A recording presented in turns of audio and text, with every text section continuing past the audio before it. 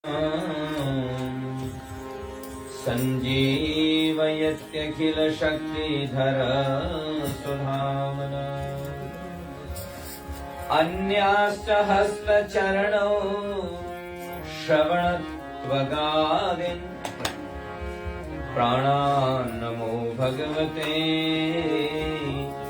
पुरुषाय तुभ्यं।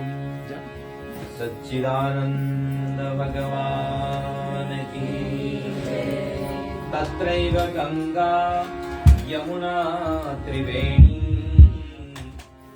गोदावरी सिंधु सरस्वती च सर्वाणि तीर्थानि वसन्ति तत्र यत्राच्युतोदार कथा प्रसंग। सच्चिदानंद भगवान की बोलिए। सदाशिव समारंभां सदाशिव शंकराचार्य मध्यमाम् अस्मदाचार्य पर्यन्ताम् वन्दे गुरु परम्पराम् अखंड मंडलाकारम्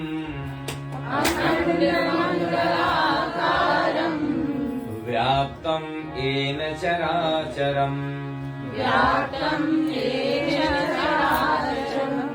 तत्पदं दर्शितं येन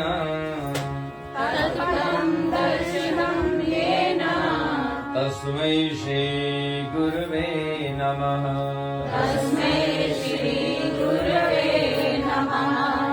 नारायणं नमस्कृत्य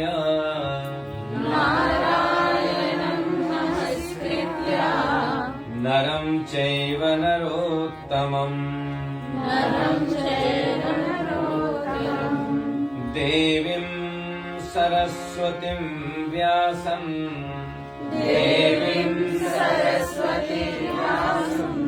ततो जयमुदीरये।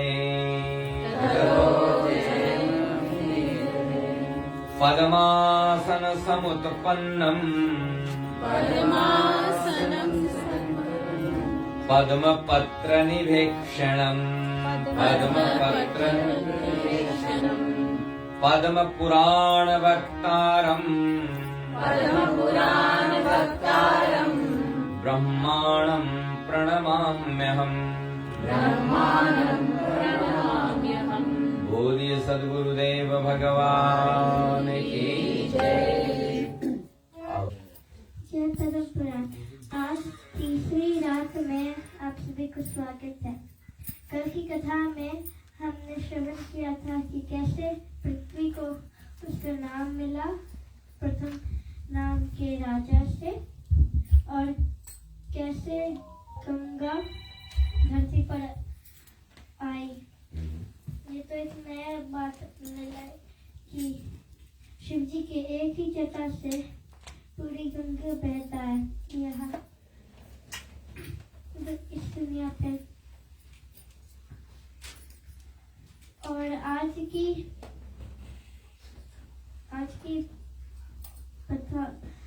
की कथा में हम लोग श्रवण करेंगे कैसे शिव जी संभालते थे गंगा। और ये कथा शनिवार को समाप्त होगी। वैसे भी मंदिर में जो है जब भी कथा हुई है कोई साधु संत ब्राह्मण पधारी जाते हैं और इसी श्रृंखला में आपका आगमन हुआ है। आपका स्वागत है। बोलिए सच्चिदानंद भगवान की जय। सर्वेश भगवान की जय। तो हम लोग जो है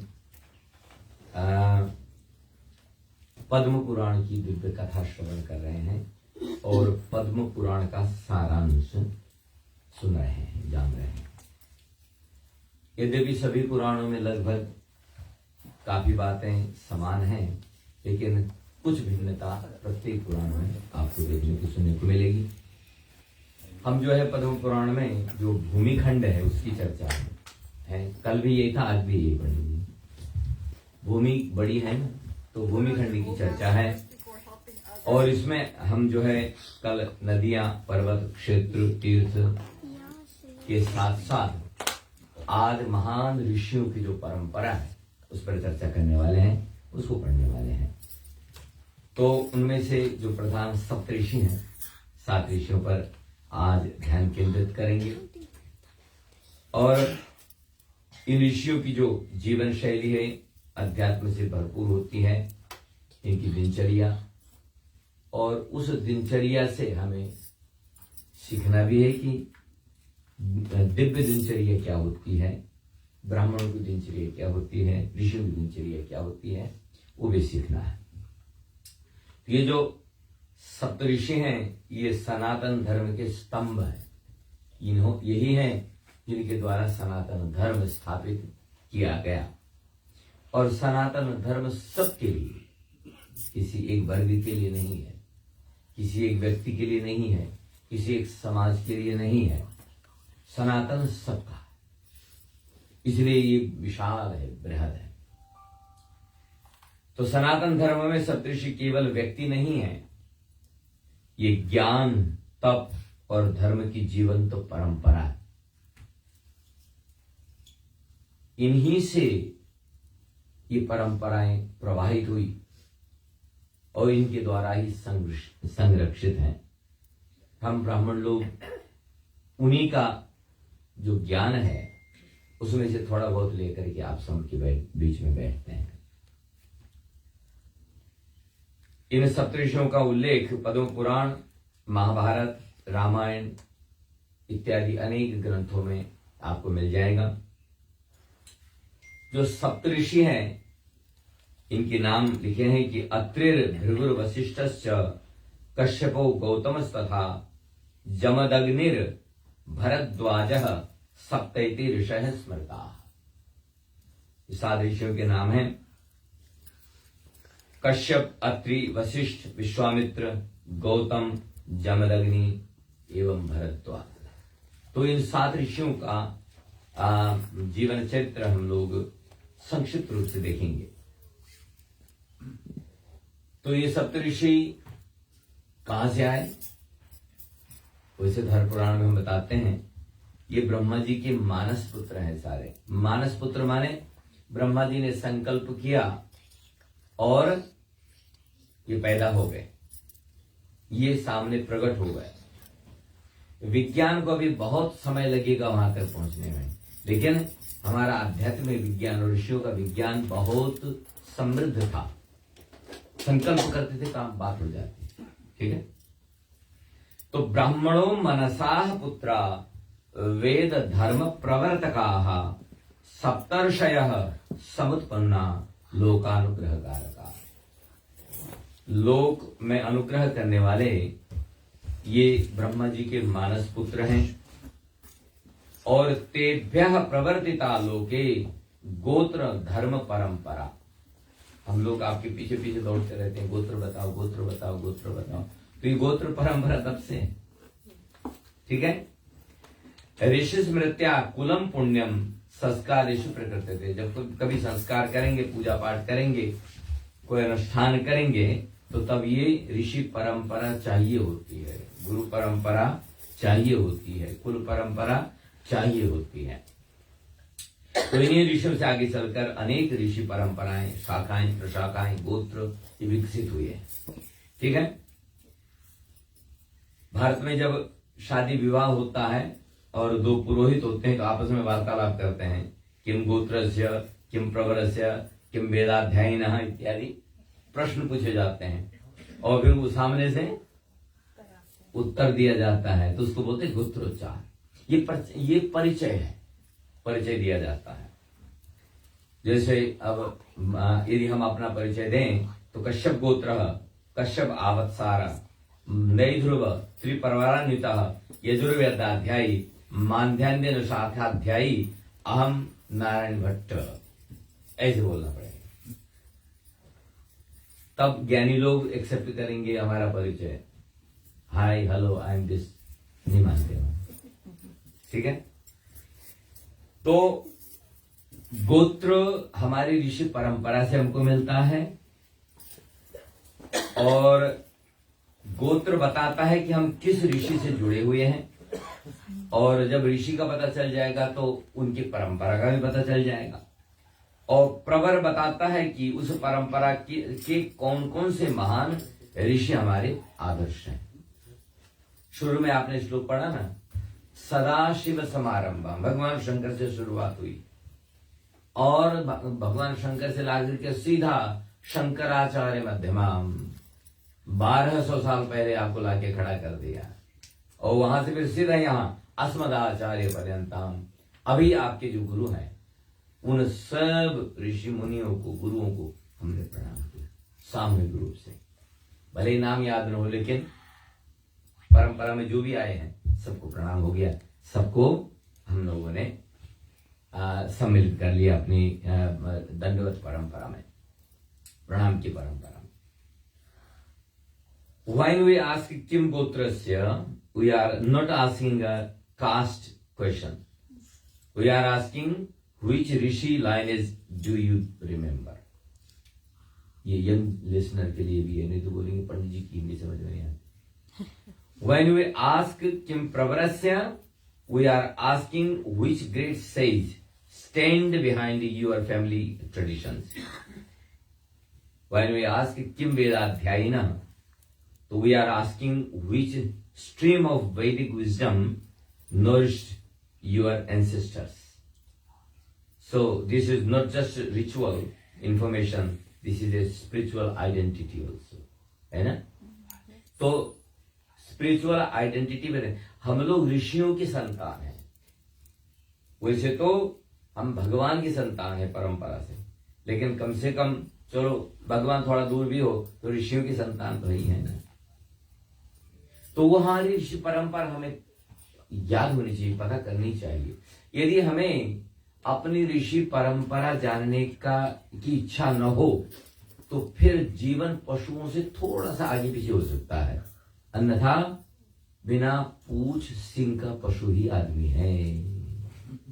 खराब लग रहा है ना, लेकिन बात सही है। यदि हमको ये इच्छा न हो कि हम कौन है, कहां से आए, कहां बिलोंग करते हैं, कौन हमारे एंसेस्टर्स रहे होंगे, क्या उनकी परंपराएं रही होंगी, यदि ये इच्छा जागृत न हो फिर तो खाओ पियो और सो जाओ, तो वो फिर पशु जीवन है, ठीक है, वो तो पशु भी करते हैं। तो गोत्र हमें जड़ों से, हमारी जड़ों से जोड़ता है, प्रवर हमें ऋषियों की स्मृति से जोड़ता है, और वेदाध्यायी हमें वेद ज्ञान की परंपरा से जोड़ता है। और वेद तो अनन्य है ना, अनंत है। आज के समय में भी करीब 100,000 ऋचाएं तो नहीं है। ऋचा बोलते हैं जो नॉर्मल पूजा पाठ में हम प्रयोग करते हैं, उनको मंत्र बोलते हैं, लौकिक होते हैं। जो वेदों में लिखे गए उनको ऋचाएं बोलते हैं, उनको मंत्र नहीं बोलते हैं, ऋचा बोलते हैं, वेदों की ऋचाएं बोलते हैं। तो 100,000 ऋचाएं तो अभी भी अवेलेबल है। वैसे तो बहुत, माने 1 करोड़ 10 मिलियन करीब मंत्रों ये ऋचाएं होती थी, लेकिन सब गायब हो गई। कुछ लोग भूल गए, कुछ गायब कर दिए गए, कुछ नष्ट भ्रष्ट हो गया, तो करीब 1 लाख अभी बचा हुआ है। तो 1 लाख ऋचाओं में कितना ज्ञान है? अनंत अनंत ज्ञान, अनंत ज्ञान है।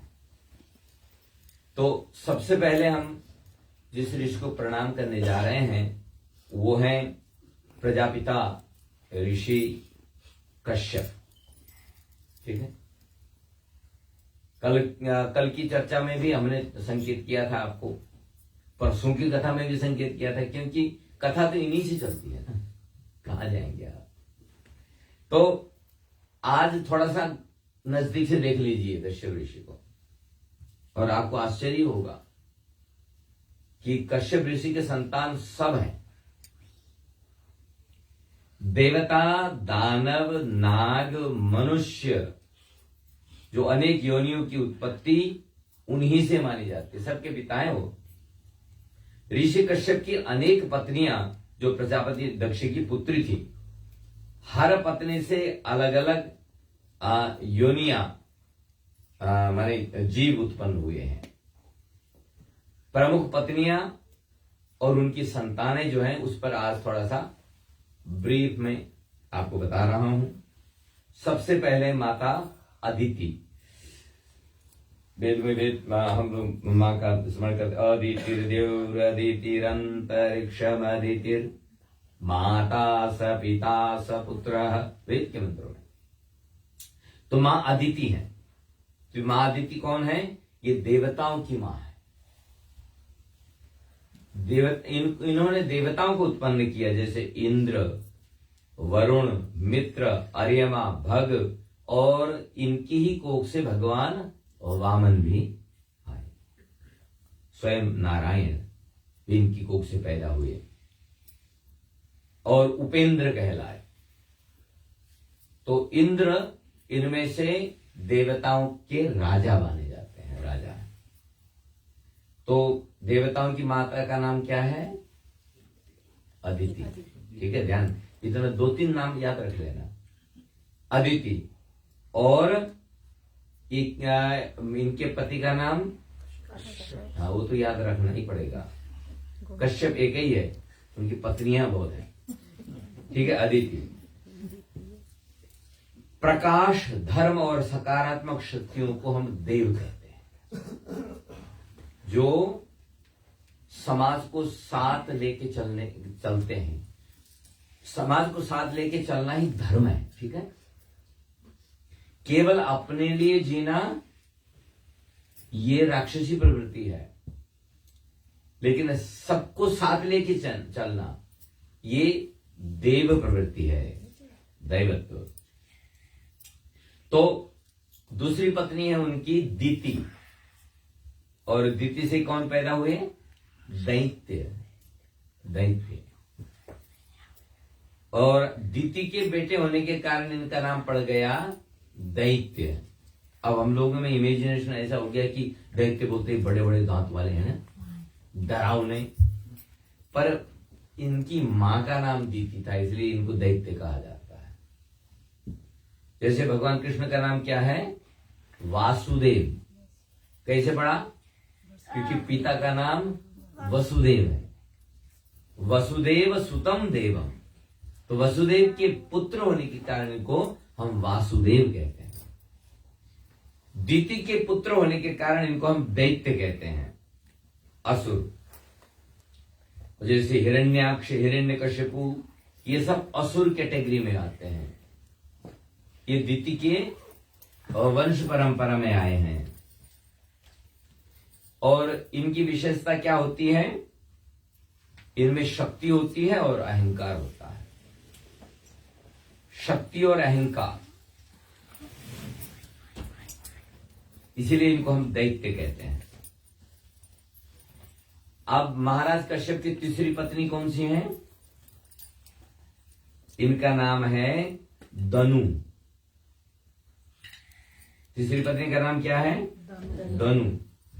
और इनसे दानव उत्पन्न हुए हैं। अब ऐसे सुनने में ऐसा लगता है दानव और राक्षस एक ही है, लेकिन ये अलग अलग माँ के एक ही पिता के संतान है, और थोड़ा सा फर्क है। जो दानव हैं इनकी माता है दनु। जैसे विप्रचित्ती आदि दानव महान वास्तुकार जैसे मय दानव बोलते हैं ना, मय को दानव कहते हैं, राक्षस नहीं कहते हम। तो ये दनु की संतान है, दनु की संतान की परंपरा में उत्पन्न हुए हैं। और इनमें क्या होता है? भौतिक शक्ति और विरोध की प्रवृत्ति, ये अपोजिशन में हमेशा बैठे रहेंगे। तो आप कुछ भी करो, इनको विरोध करना ही करना है, और खास करके अच्छा करोगे तो जरूर विरोध करेंगे। तो दैत्य दीति के पुत्र ये अहंकारी हैं, और देवताओं की कट्टर विरोधी यही है, यही अपोजिशन में बैठता है। अच्छा देखो, देवता और दैत्यों के और राक्षसों के पिताजी एक ही है, भाई हैं सब, मां अलग अलग है। ये सौतेले ब्रदर्स हैं सारे। और ये शक्ति और अधिकार को प्राप्त करने के लिए ये हद तक जाते हैं। अपने अधिकार को प्राप्त करने के लिए हमें ही मिलना चाहिए, सब हमारे अधीन ही रहना चाहिए, जो कुछ हम करें वही धर्म बने, जो कुछ हम करें वही सिस्टम बने, ये इनके अंदर भाव हुआ करता है। पहले दिन की कथा में संकेत किया था हमने, सात्विक, रासिक और तामसिक वृत्ति होती है। तो तामसिक व्यक्ति की एक वृत्ति ये भी होती है कि यदि खुद नहीं खाएगा तो खत्म कर देगा, दूसरे को नहीं देगा। यदि मुझे नहीं मिले तो किसी को न मिले, यदि मैं नहीं खा सकता तो कोई न खाए, वो प्रवृत्ति, वो तामसिक वृत्ति है। ठीक है। तो ये दानव जो है ये अधिक माया और चतुराई से चलते हैं और हमेशा सीधा युद्ध नहीं करते, ये पीठ में छुरा भोगते हैं। आपके मित्र बनेंगे और उसके बाद में समय आने पर बढ़िया सा धोखा देंगे, तो ये इनका स्वभाव होता है। अब चौथी पत्नी का नाम है कद्रू। कद्रू जो है ये नागों की माता है, और जैसे नाग, शेषनाग, वासुकी, तक्षक, करकुंड, ऐसे 9 प्रकार के नागों की जाति मानी जाती है। नवकुल नाग या अष्टकुल नाग, ऐसा ही कुछ अष्टकुल नाग है। 8 प्रकार के नागों की जातियां होती हैं। तो ये जो इनकी सबकी माता है विनिता और पिता है कश्यप, ऋषि कश्यप है। और स्वतंत्रता और आकाश में चरने की शक्ति होती है। सर्प ये पहले उड़ा करते होंगे, है ना, इनमें ऐसी शक्ति रही होगी।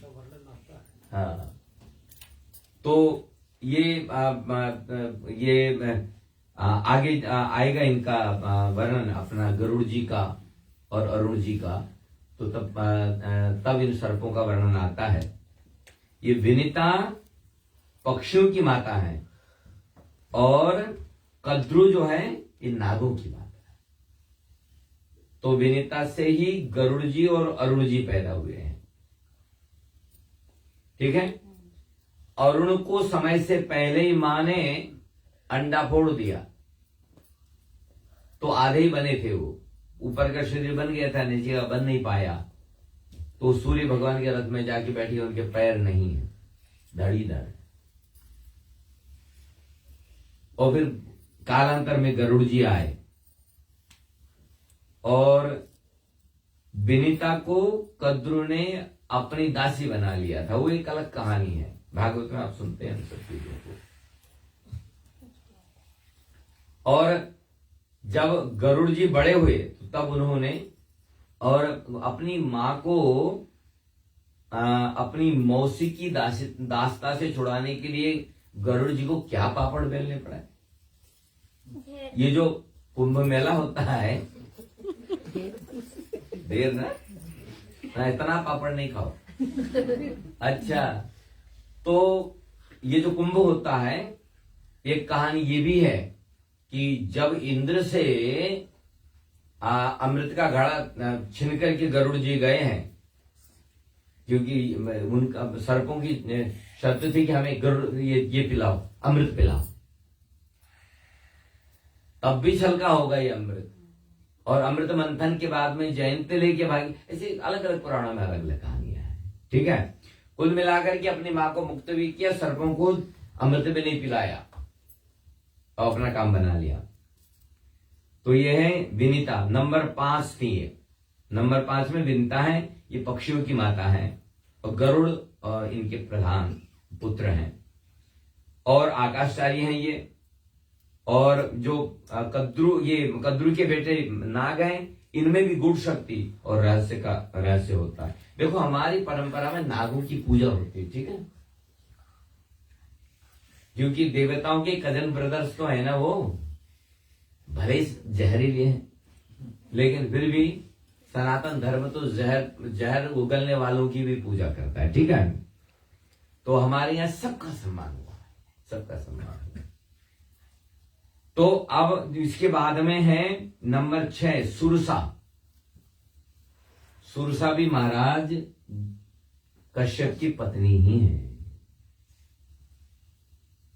और इससे उत्पन्न हुए हैं अहि, सर्प। नाग और सर्प में अलग अलग है, ठीक है, लगते एक जैसे हैं। यदि स्वर्गलोक में जाकर के या चंद्रलोक में जाकर के कोई बोले पृथ्वी के मनुष्य, तो मनुष्य में तो सब आ गए ना, लेकिन पृथ्वी में आके देखा तो वो उसको लगा अरे ये तो खाली मनुष्य ही नहीं, ये इसमें तो स्त्री भी है, इसमें पुरुष भी हैं, और आजकल थर्ड वाले भी बढ़ रहे हैं, तो 3 कैटेगरी तो यही हो गई। फिर उसके बाद में यूरोप गया तो उसने कहा ये गोरे गोरे कहां से आए, और साउथ अफ्रीका गया तो, और एशिया में आया तो तब पता चलता है कि मनुष्य कहने मात्र से नहीं चलता, अंदर घुसो तो पता चलता है अलग अलग है सर। इसी तरह से कद्रु नागों की माता है, जो बड़े बड़े हैं, शेष नाग, वासुकी नाग, तक्षक नाग, ये बड़े बड़े नाग हैं। और ये जो सुरसा है ये ये सर्पों की माता है। सुरसा नाम अहिन का ही माता, सुंदरकांड में पढ़ते हैं ना आप, अहिन की माता है, ये सर्पों की माता है। और ये जो नाग हैं ये विभिन्न प्रकार के हैं, और ये भी राक्षस वर्ग में आते हैं, बड़े जहरीले होते हैं, तो इनसे भी सावधान रहने की आवश्यकता है। इसलिए हनुमान जी की परीक्षा लेने के लिए सुरसा को ही भेजा, लेकिन हनुमान जी ने तो मां कह करके संबोधन किया सुरसा को, ठीक है। जान दे माई, मुझे जाने दे मैया, ऐसा कहा हनुमान जी ने। उसने कहा है कि मैं अपने बच्चों को खा जाती हूँ, भूख लगी, तुझे कैसे छोड़ दूंगी, नहीं छोड़ा। फिर हनुमान जी ने फिर खा लो, तो फिर तो कंपटीशन हो गया ना। अब 7वीं पत्नी है, इनका नाम है ताम्रा।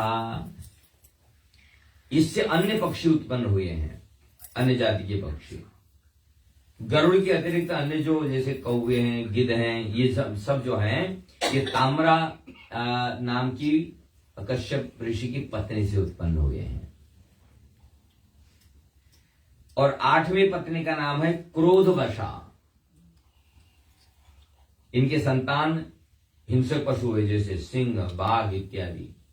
अब पता चल रहा है ना कश्यप ऋषि ने क्या करामत किया है, ठीक है, क्योंकि ब्रह्मा जी का आदेश था। और क्रोधवशा से उन्होंने हिंसक पशु, बाघ, सिंह इत्यादि, उस कैटेगरी के जो हिंसक पशु हैं वो उत्पन्न किए। क्रोध से उत्पन्न विनाशकारी शक्तियां भी इनके द्वारा ही उत्पन्न हुई हैं।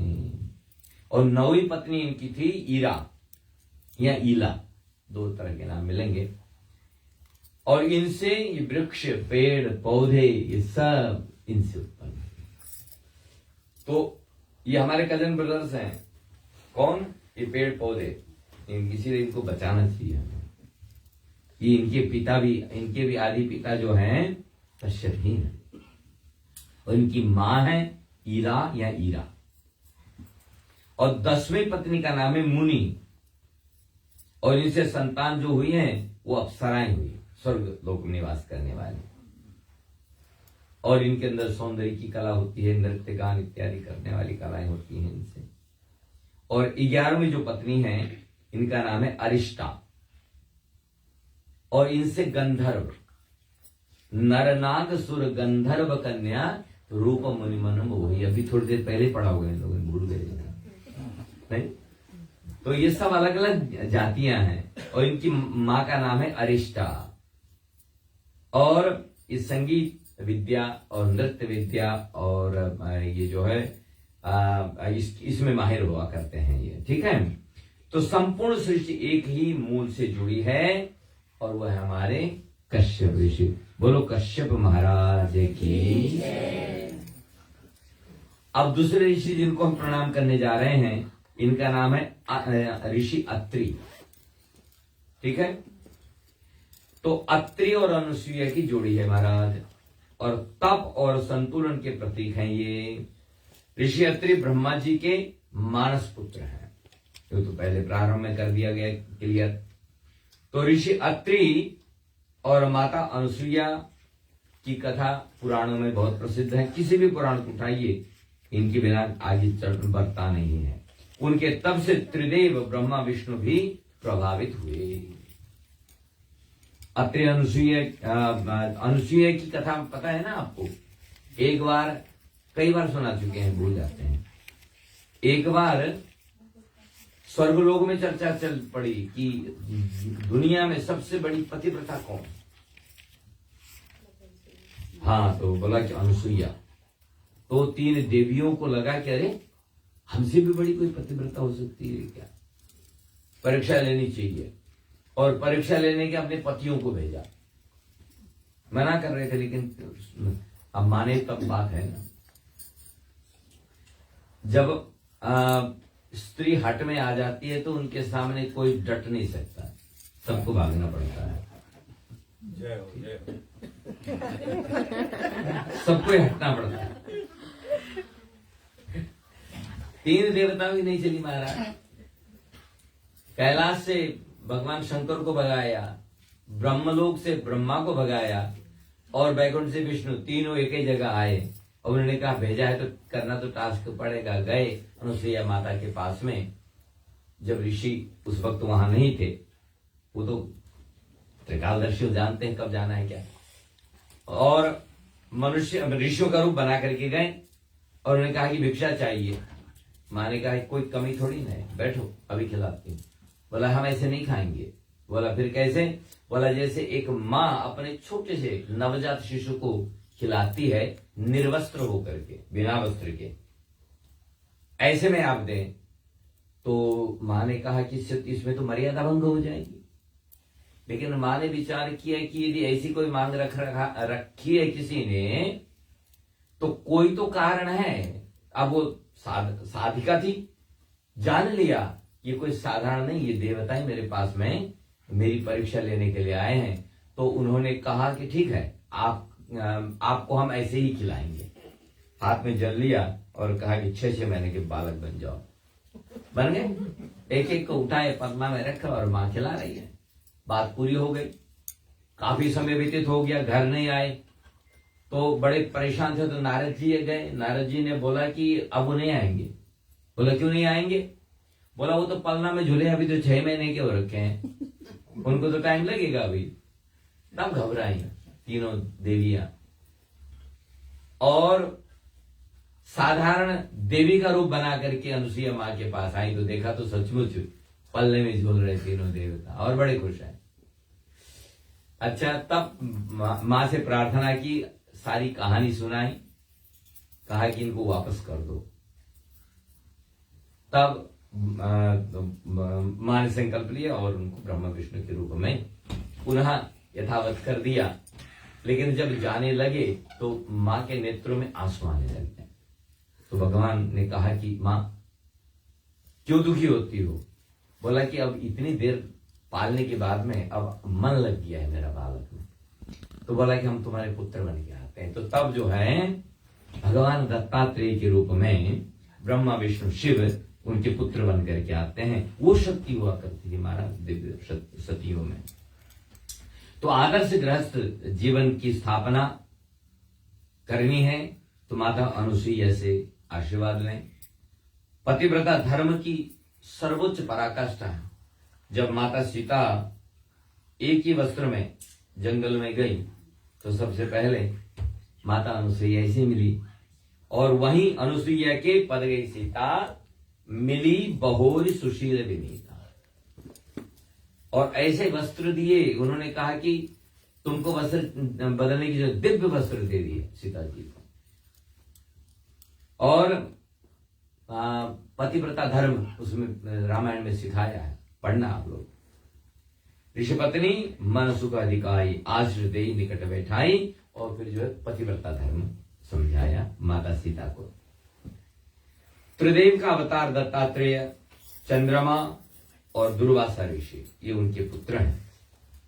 शुद्धता और संयम से असंभव भी संभव हो जाता है। ठीक है, तो ये जो हम सुनते हैं वो संभव था क्या? देवताओं को बालक बना देना पुनः देवताओं में वह परिणत कर देना, असंभव चीज भी संभव हो सकती है। बोले अत्रि महाराज की, अनुसुईया मैया की जय। तो अब हम प्रणाम करने जा रहे हैं ऋषि वशिष्ठ। सब जानते हैं इनका नाम।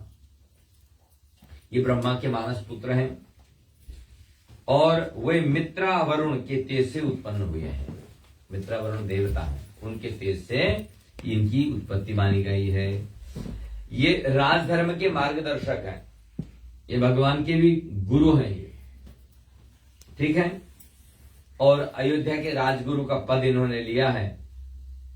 और ऋषि वशिष्ठ की पत्नी है अरुंधति, ये भी पतिव्रता है, ज्ञान और समानता की प्रतीक है ये भी। और एक सीरियल बना था कुछ दिन पहले पंडित जी, ये विश्वामित्र, पता नहीं आजकल चलता है कि नहीं चलता, उसको देखना, आता है ना, उसको देखना कि विश्वामित्र, सीरियल का नाम है विश्वामित्र।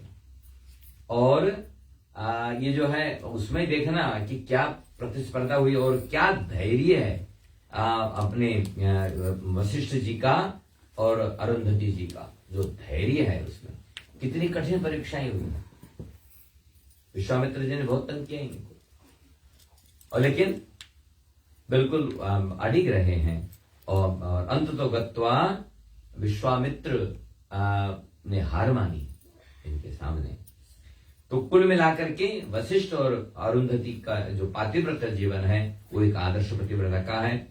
जैसे पहले दिन भी हमने कहा था कि दक्षिण भारतीय विवाह पद्धति में अरुंधति दर्शन का महत्व है। हम लोग तो ध्रुव तारा दिखाते हैं, लेकिन वो अरुंधति दर्शन करने के लिए प्रेरित करते हैं। आशीर्वाद में भी इनको सम्मिलित किया जाता है। ये पराशर के पुत्र वेदव्यास महाभारत के रचयिता जो है ना, अच्छा हुआ ऐसा कि ऋषि वशिष्ठ, उनके पुत्र शक्ति, और शक्ति के पुत्र पराशर, और पराशर के पुत्र वेदव्यास। नारायण, एक हम लोगों का गुरु परंपरा का श्लोक है, नारायणम पद्म भवम वशिष्ठम, पद्म भव ब्रह्मा जी, वशिष्ठम वशिष्ठ जी, शक्तिम च तत्पुत्र पराशरम च, उनके पुत्र शक्ति, उनके पुत्र पराशर, फिर व्यासम, उनके पुत्र व्यास, फिर सुखदेव, गौड़पाद, शंकराचार्य की परंपरा में यह है, ठीक है। तो पराशर के पुत्र वेदव्यास, ये महाभारत के रचयिता हैं। तो जो महाभारत के अंदर ही गीता आती है, ठीक है ना। श्रीमद् भगवत गीता जो है ये महाभारत से ली गई है, ये अलग से वहां से निकाला गया, क्योंकि ये बड़ा अच्छा ग्रंथ है इसलिए। और राजधर्म और मर्यादा की शिक्षा देते हैं ये। इन्होंने योग वासिष्ठ लिखा है। योग वासिष्ठ को महारामायण कहते हैं। रामायण का आप लोग पाठ करते हैं ना, रामायण से भी बड़का कोई ग्रंथ है तो उसको बोलते हैं महारामायण, ज्ञान के हिसाब से। तो ये किसने लिखा?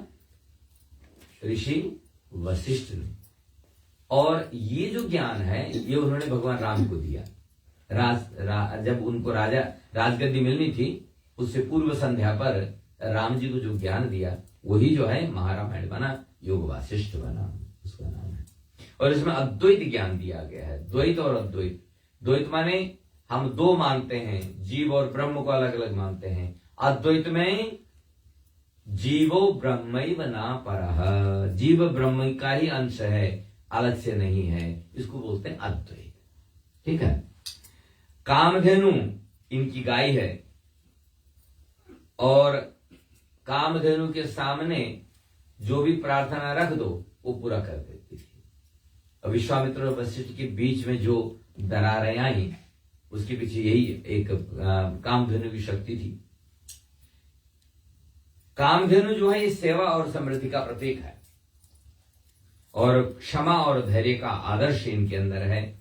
जो स्वयं संतुलित है वही संसार को सही दिशा दे सकता है, ये ध्यान रखिएगा। जो सही खुद जिसके जीवन में सही दिशा हो वही आपको सही दिशा में ले जा सकता है।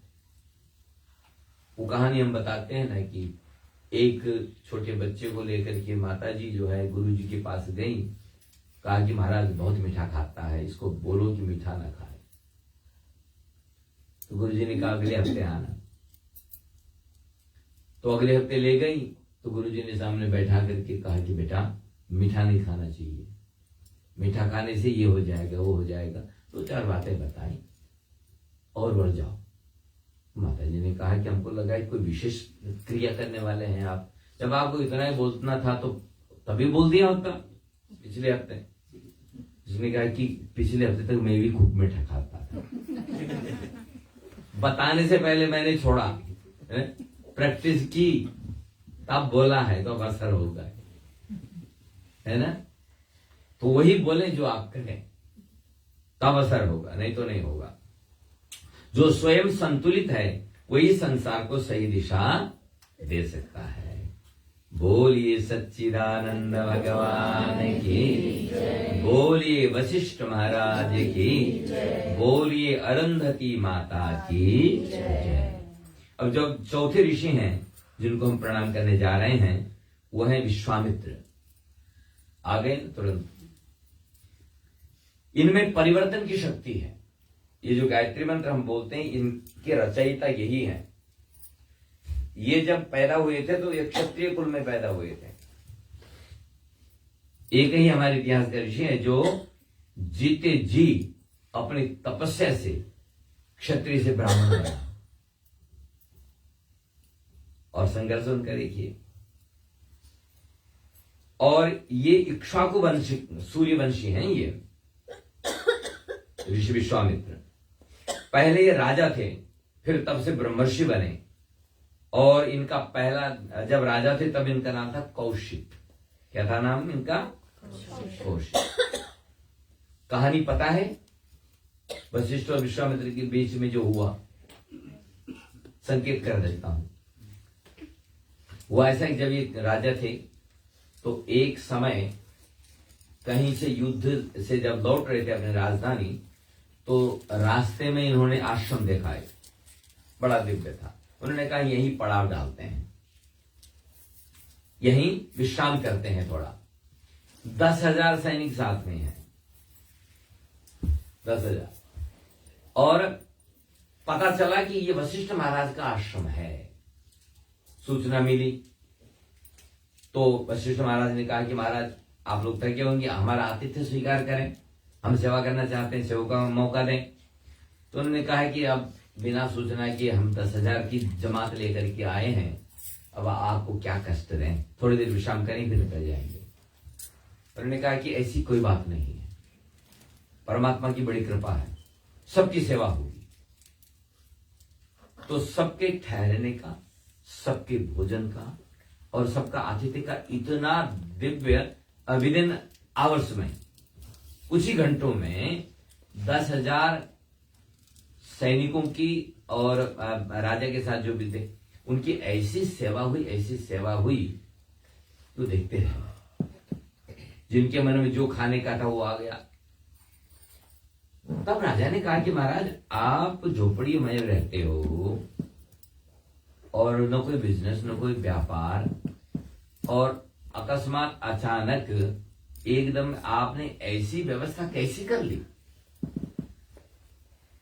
तब वो तो निर्मल हृदय ना, पवित्र हृदय में कपट तो है नहीं। तो उन्होंने कहा कि महाराज आइए। तो ले गए कामधेनु माता के पास में, कहा कि सब ये इनकी कृपा, ये हमें हमारी साधना की पूर्ति के लिए मिली हैं, ये कामधेनु हैं। हम जो भी हमारी समस्या होती है हम इनको बोल देते हैं और यही करती हैं जो भी करना है। इनके ही कारण सब आपके सैनिकों की और आपकी सेवा हो पाई है। बोला इतनी दिव्य गाय ये कुटिया में क्या कर रही है? इसको तो राजमहल में होना चाहिए। महाराज ये तो देश की संपत्ति है, अमूल्य धरोहर है, इसको तो राजा के पास होना चाहिए। अब आप बताइए कितने में बेचेंगे? और आपकी सारी व्यवस्थाएं राज्य करेगा, धन चाहिए, जो कुछ चाहिए, लेकिन गाय जो है राज्य में जमा करनी होगी। वशिष्ठ महाराज ने कहा कि ये मेरी साधना से हमें मिली है, इसलिए इसे हम नहीं दे पाएंगे आपको। अरे कैसे नहीं दे पाएंगे, हम राजा हैं, हम बोल रहे हैं तो आपको देना होगा, आप हमारी प्रजा हैं। और उन्होंने कहा कि महाराज ये वचन हम नहीं दे पाएंगे और गाय हम नहीं देंगे आपको। तो आप कैसे नहीं देंगे, हम इसको ले जाएंगे जबरदस्ती। तो जिद में आ गए राजा कौशिक, क्षत्रिय राजा थे। और वशिष्ठ महाराज गए कामधेनु के पास में और कहा कि अपनी रक्षा स्वयं करें, मैं तो निरीह हूं, निहत्ता हूं, मेरे पास तो कुछ नहीं है, लेकिन अपनी रक्षा आप स्वयं करें। बस इतना कह दिया। और जब राजा ने सैनिकों को कहा कि खोलो गाय ले चलो, तो इतने सैनिक प्रकट हुए, इतने सैनिक, युद्ध शुरू हो गया महाराज। और थोड़े ही समय 10,000 सैनिक गाय। राजा ने कहा कि तो कमाल हो गया, एक निहत्था जंगल में रहने वाला साधु एक राजा को चुनौती दे गया बिना हाथ उठाए। उसी वक्त उसने रिजाइन कर दिया। उसने कहा अब हम भी यही शक्ति लेंगे जो इन ऋषियों के पास है, राज्य छोड़ के, राजपद से राजीनामा। और तब वो तपस्या में लगे और घोर तपस्या की। आप जब ऋषि विश्वामित्र के जीवन चरित्र पढ़ेंगे तो तब आपको पता चलेगा।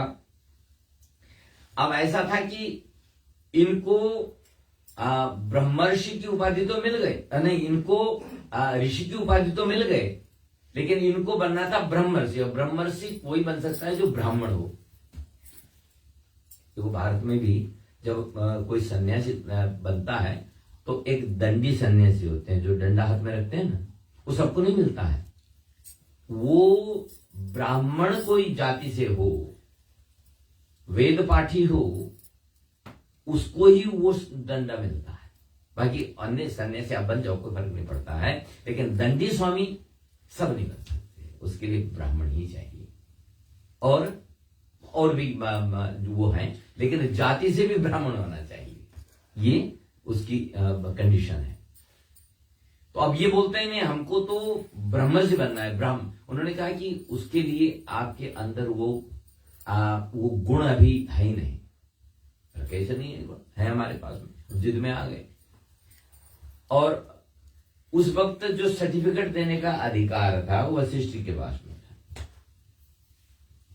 देवताओं के यहां चक्कर लगाए, उन्होंने कहा कि देखो सर्टिफिकेट तो वशिष्ठ ही देंगे। और वशिष्ठ जी कहते हैं कि अभी आप साधना करते रहिए, मिल जाएगा सर्टिफिकेट, लेकिन करते रहे। लेकिन ये युद्ध में आ गया, इन्होंने उनके पुत्रों को मार दिया सारे, बड़ी घटनाएं हुई। लेकिन एक रात को इन्होंने विचार किया कि आज हम वशिष्ठ को ही मार देंगे। तो छुप करके घात लगा के बैठे थे और सारे बच्चों को तो मार ही दिया गया था, शेर बन करके मारा इन्होंने। और अब ये जो पत्नी जो अरुंधति जी हैं, अपने पति से कह रही हैं कि पूरा परिवार नष्ट हो गया, आप क्यों नहीं उनको लाइसेंस दे देते हो, सर्टिफिकेट दे दो ना, आपका क्या जाता है। तब वशिष्ठ जी जो है विश्वामित्र की बहुत प्रशंसा कर रहे हैं, मेरे पति पत्नी बात कर रहे हैं रात के अंधेरे में बैठ करके। और ये तो छुपे हुए थे कि ये सोई तो इनकी गर्दन दबोचू में, इस पुरुष में गए थे, इतना क्रोध में आ गए थे। तो अब जो है ये सुन रहे हैं, लेकिन इनकी प्रशंसा कर रहे हैं वो कि वो हमसे अधिक ज्ञानी है, हमसे अधिक तपस्वी है, हमसे विषय, लेकिन उनके अंदर क्रोध है। जब तक ये क्रोध नहीं जाएगा और तब तक उनको हम लाइसेंस नहीं दे सकते, सर्टिफिकेट नहीं दे सकते।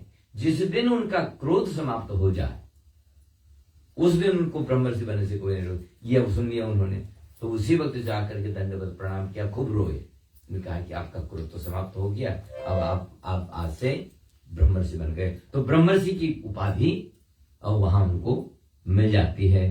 और कठोर तप करके राजर्षि से ब्रह्मर्षि बने, गायत्री मंत्र को प्रकट किया और श्री राम के गुरु भी बने, मार्गदर्शक भी बने।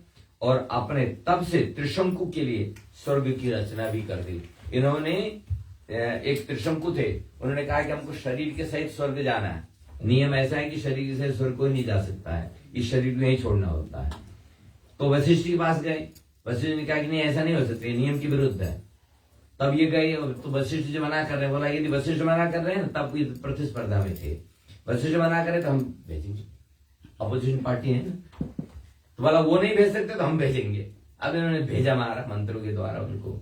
इंद्र ने देखा कि एक मनुष्य आ रहा है, मारा धक्का ऊपर से, अब नीचे गिर रहा है, महाराज बचाओ महाराज बचाओ महाराज बचाओ। आवाज सुनी, रोक दिया बीचों में, नीचे नहीं गिरने दिया और वही स्वर्ग स्थापित कर दिया। बड़े प्रभावशाली थे। ऐसे ऋषि विश्वामित्र को हम प्रणाम करते हैं। बोलो विश्वामित्र महाराज की जय। अब 2 ऋषियों की और कहानी सुन लो, उसकी बात करेंगे, ठीक है। अब इसमें इसके बाद ऋषि गौतम को प्रणाम करें, जो न्याय शास्त्र के प्रणेता हैं। 6 दर्शन है ना, 6 दर्शन है, 6 बुक्स हैं सनातन धर्म को समझने के लिए। उसमें 2 तो नास्तिक भी हैं, लेकिन ये प्रसिद्ध है। तो इसमें से जो गौतम ऋषि हैं, ये न्याय शास्त्र के प्रणेता है। न्याय शास्त्र से क्या होता है? सही तर्क, सही प्रमाण और के आधार पर हम भगवान तक पहुंचते हैं, सत्य तक पहुंचते हैं, तर्कों के आधार पर। तो न्याय शास्त्र पढ़िए तो आपके कान खड़े हो जाएंगे, ऐसे बढ़िया बढ़िया तर्क उसमें दिए गए हैं। और ये पहला है न्याय दर्शन, दूसरा है वैशेषिक, तीसरा है सांख्य दर्शन, यह है कपिल भगवान के द्वारा, चौथा योग दर्शन पतंजलि, पूर्व मीमांसा और उत्तर मीमांसा, ये 6 है, ठीक है। और माता अहिल्या ब्रह्मा जी द्वारा सृष्टि बनाई गई अत्यंत सुंदर और तेजस्वी स्त्री है। माने वो इतनी सुंदर थी, ब्रह्मा जी की कृति थी, लेकिन ब्रह्मा जी ने कहा था जो सत्पुरुष होगा उसी को दूंगा, इसलिए ऋषि गौतम को मिली थी। और ऋषि गौतम की पत्नी जो है गौतम की पत्नी है अहिल्या, और अहिल्या और ऋषि गौतम पति पत्नी है। और इनके बेटे हैं शतानंद। शतानंद का नाम रावण ने सुना है? ये जनक महाराज के गुरु, ठीक है। शतानंद जो है जनक महाराज के गुरु, और ये मिथिला के राजा जनक द्वारा, अच्छा यहाँ लिखा है, मिथिला के राजा के राजपुरोहित हैं ये, ठीक है। और अहिल्या का जब उद्धार हुआ तो इनको बड़ा अच्छा लगा, राम जी के द्वारा जब उद्धार हुआ अपनी मां का, तो इनको बड़ा अच्छा लगा था। और गलती के बाद भी सुधार का मार्ग खुला रहता है। गलती किससे हुई थी? माता अहिल्या से, अनजाने में हुई थी, लेकिन फिर भी भगवान की कृपा उन पर बनी और अंततोगत्वा उनकी मुक्ति का द्वार खुल गया।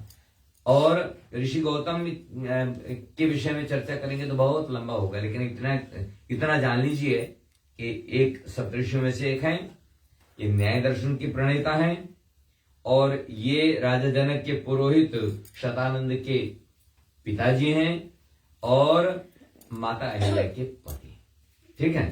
तो इतना भी यदि हमारे समझ में रहेगा, दिमाग में रहेगा, तो कभी, और जिनका गोत्र यदि गौतम गोत्र जिनका है, उनको तो इतनी जानकारी अवश्य होनी चाहिए। किसी का है गौतम गोत्र? कोई है गौतम गोत्री? है भरद्वाज गोत्री, तो पंडित जी बैठे हैं। अच्छा, इसके बाद में है ऋषि जमदग्नि। पिता ऋषि जो है ये ऋषि ऋचिक, और माता सत्यवती, पत्नी रेणुका, ठीक है। ऋषि जमदग्नि के पिता कौन है? ऋचिक मुनि, और इनकी मां कौन है? सत्यवती, और ऋषि जमदग्नि की पत्नी का नाम है रेणुका, और इनके बेटे कई हैं, लेकिन उसमें से परशुराम, ठीक है। परशुराम के पिताजी का नाम क्या है? जमदग्नि, मां का नाम क्या है? रेणुका। हाँ, बस इतना याद रहेगा तो कभी भी कथा सुने तो आनंद आएगा आपको कि आप जानते हैं, हम जनता है, और ये अपने पिता को ही गुरु मानते हैं और अपने पिता की आज्ञा में कुछ भी कर लेते हैं, और पिता की आज्ञा में इन्होंने क्या कुछ किया वो आपको पता ही है, ठीक है। और पिता के आशीर्वाद से बहुत कुछ प्राप्त भी किया है। फिर गुरु भक्त हैं परशुराम जी, और तप और क्रोध का संतुलन होना चाहिए, ये इनके जीवन से शिक्षा, इनके परिवार से शिक्षा है।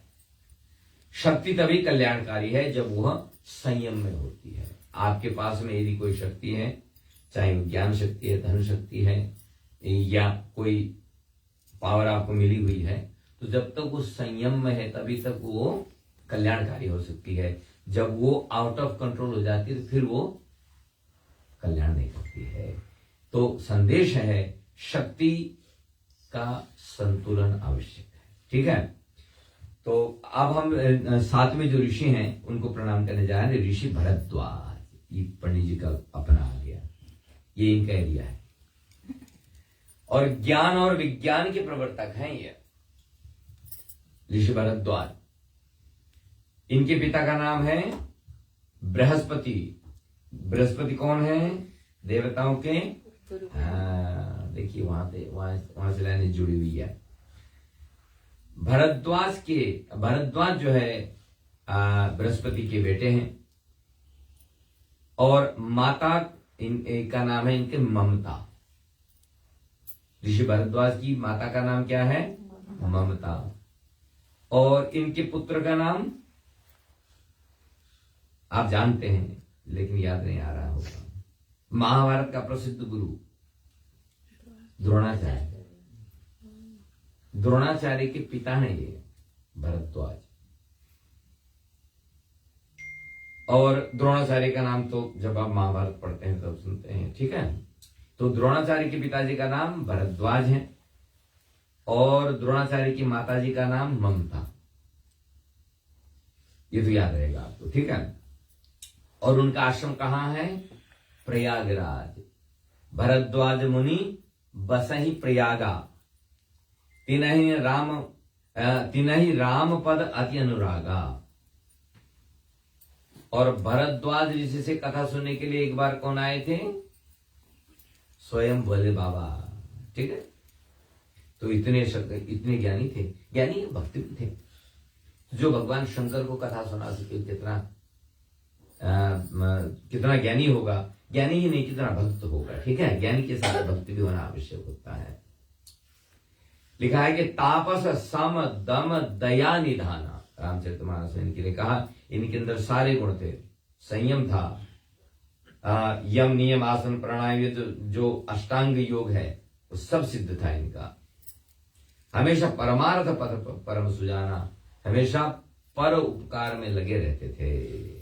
परोपकाराय सताम विभूतयः लिखा है। और इनके द्वारा वेदों का प्रवर्तन हुआ, आयुर्वेद का प्रवर्तन हुआ, धनुर्वेद का प्रवर्तन हुआ। तो द्रोणाचार्य जो धनुर्विद्या के इतने प्रकांड विद्वान थे, कैसे हुए? गुरु इनके पिताजी भरद्वाज ऋषि जो है ये धनुर्वेद के बड़े ज्ञाता थे, आयुर्वेद के भी ज्ञाता थे। इन्होंने गुरुकुल प्रणाली चलाई थी। इनके गुरुकुल में बहुत सारे बटुक पढ़ा करते थे। और इन्होंने जो है विमान शास्त्र, आज जो हम यहां से उड़ करके भारत जाते हैं, फिजी जाते हैं, यहां जाते हैं, ये इनकी ही देन है। ये भले इस पर कोई आधुनिक वैज्ञानिक जो आधुनिक वैज्ञानिक क्लेम करें, लेकिन हमारे पुराण के हिसाब से विमान शास्त्र जो है ऋषि भरद्वाज जी की देन, ठीक है। तो इन्होंने विमान शास्त्र लिखा हुआ है। और ऋषि भरद्वाज हमें यह सिखा रहे हैं कि ज्ञान की खोज करो, प्रश्न पूछो और आगे बढ़ो। मन में कोई प्रश्न उठे ना, उसको दबाओ मत, उसको पूछो किसी योग्य व्यक्ति से। गूगल से पूछोगे तो बहुत सारे उत्तर आएंगे, फिर आपको पता नहीं चलेगा कौन सही है कौन गलत है। ठीक है, इसलिए गूगल गुरु को नहीं, रियल गुरु को पूछना होगा। ठीक है, तो ज्ञान की खोज करो, प्रश्न पूछो और आगे बढ़ो। ये इनके जीवन का मुख्य संदेश है। इस प्रकार सप्तऋषियों की जो जीवन शैली है ये भूमिखंड में हम स्पष्ट हम देखते हैं। उनका जीवन सरल, संयमित और प्रकृति के साथ जुड़ा हुआ है। वे जंगलों में, पर्वतों और नदियों के समीप रहते हैं। उनका लक्ष्य केवल व्यक्तिगत मुक्ति नहीं बल्कि समाज का मार्गदर्शन है। उनका हर कार्य एक संदेश होता है। स्वयं को सुधारो, संसार अपने आप सुधरेगा। हम सुधरेंगे, जग सुधरेगा। तो संसार को उनकी यही देन है कि धर्म सही और गलत का ज्ञान कराएगा, तप आत्मनियंत्रण कराएगा, ज्ञान जीवन का उद्देश्य बताएगा और संस्कार समाज में स्थिरता लेकर के आएंगे। ये ज्ञान ऋषियों का है। आज के जीवन के लिए हम क्या सीखें फिर? अगर हम सप्तऋषियों के मार्गों को अपनाएं तो क्या मिलेगा? जीवन में स्पष्टता आएगी, डाउट्स खत्म हो जाएंगे, सही निर्णय होंगे, डिसीजन से आपके बढ़िया रहेंगे, आपका मन स्थिर रहेगा, आप शांत रहेंगे, प्रसन्न रहेंगे, स्वस्थ रहेंगे और मस्त रहेंगे। सप्तऋषि हमें यह सिखा रहे हैं कि सफलता केवल बाहरी नहीं बल्कि आंतरिक विजय है, भीतर को जीतना है। और अंतिम ये जो भूमिखंड आज खत्म हो रहा है, कल दूसरा खंड चलेगा। ठीक है, कि पृथ्वी केवल रहने की जगह नहीं बल्कि धर्म पालन की भूमि है। ठीक है, सत्ता में विनम्रता जरूरी है। यदि ऐसा नहीं करेंगे तो कल नहुष महाराज की कथा सुनी थी ना, इंद्र बन गए थे लेकिन फिर भी अजगर बनना पड़ा। भोग से नहीं संतोष से शांति मिलती है, ये ययाति के जीवन से कल आपने सुना था ना। तप और साधना जीवन को दिव्य बनाते हैं, ये ऋषि हमको बता रहे हैं। एक आदर्श शासक वही है जो सबका पालन करे। महाराज पृथु का जीवन चरित्र कल सुना था ना आपने। तो आदर्श राजा कैसा हो? राजा नहुष और ययाति जैसे प्रसंग हमें ये सब सिखा रहे हैं। हर कर्म का फल निश्चित है। ठीक है, अवश्यमेव भोक्तव्यम कृतम कर्म शुभाशुभम कहा गया है। तो अब इन ऋषियों को ययाति की कथा हमें डिजायर समाप्त नहीं होगी, उसको कंट्रोल करना पड़ेगा, ये सिखाती हैं। और हमारे जीवन में बैलेंस जब तक नहीं होगा शांति नहीं मिलेगी, ये सिखाया है। धर्म, अर्थ, काम और मोक्ष ये 4 पुरुषार्थ हैं, इनमें संतुलन होना आवश्यक है। और कर्तव्य सबसे बड़ा धर्म है। ठीक है, हमारा जो कर्तव्य है वही सबसे बड़ा धर्म है, ये सिखाया गया है। और इन्हीं कुछ शब्दों के साथ में आज की पुराण की कथा को हम विश्राम देंगे।